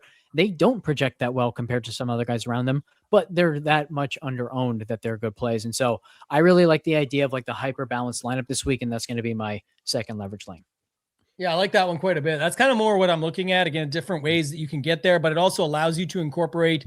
I'll say this too. Like, again, I'm just putting a bunch of thoughts out there now. Like, you put bonus stuff out at the end, but like, I definitely think the upper 7K range is, as long as I'm different elsewhere, I'm actually more okay with guys like Henley and Siwoo and Min. Like, I get why they are getting ownership. It's just, I don't want the same thing of the Rahm Fitz stuff up top and necessarily all the other stuff. I think this one's very close. I'll hit you with a couple rapid fires to end, but Fitz and Rahm got to be similar and a lot together in these megas and things like that as well. Like we talked about, right? Got to be both up there. Yeah. I mean, Rahm's at 38% in high stakes, Xander 34.2, Fitzpatrick 34.7. And then as I talked about earlier, like the chance that you get Henley, Siwoo, or Minwoo to get to that level is just a little bit lower because they're competing with each other. There's no cannibalization on Fitzpatrick's ownership, for example. Maybe McIntyre, who we have at 26.3, but Henley, Siwoo, both under 30%, Minwoo just over 30%. That might change tonight. Who knows? But I don't think we'll see any of those guys get to 40, and we very well could see Rahm, Xander, or Fitzpatrick get to 40, and it wouldn't shock me at all. Yeah, and it was throughout the day on the chat here on the show. Appreciate everybody sticking around to the end. It's a longer one with the Masters. We always have some fun with this one, but just noting it, Minwoo or Siwoo, or are you good with both, depending on roster construction? Like, what is your thoughts on those two particular options there at that very popular landing spot? And price tag obviously feels very low, or like it feels very affordable for what the talent levels are of what they've been able to do leading in. But what's your thoughts on those two? So earlier I teased like the strategy note that I did at the end of last year's Masters and how I'm going to talk a lot about that in my Discord this week. So I'll give like a piece of that here because I think it's a perfect way to answer. One of the things that I believe is that major championships and the Masters especially brings out who a player is more than who he has been.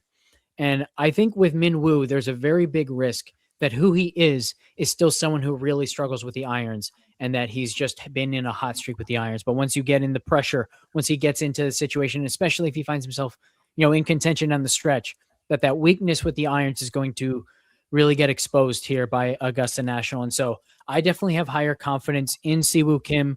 And because there's no ownership difference between them, or even Minwoo might be higher owned, I definitely prefer Siwoo of the two.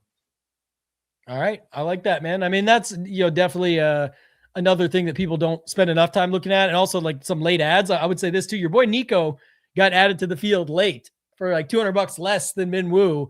And I don't know what that $200 gets people, but just as or you could just leave it on the table. But sometimes there's something like that as well, where I think like if they both had just been priced there in the beginning, you could have seen where it was like a lot more popular. But because the Minwoo, sort of the plate was already set, people are more than happy just to have him in the mix and keep rolling him out there. So, yeah, I mean, Nikolai's definitely not like the best fit for this golf course, but his game has been so good that I'm not going to be surprised if he does well again. He's just been an awesome player this year.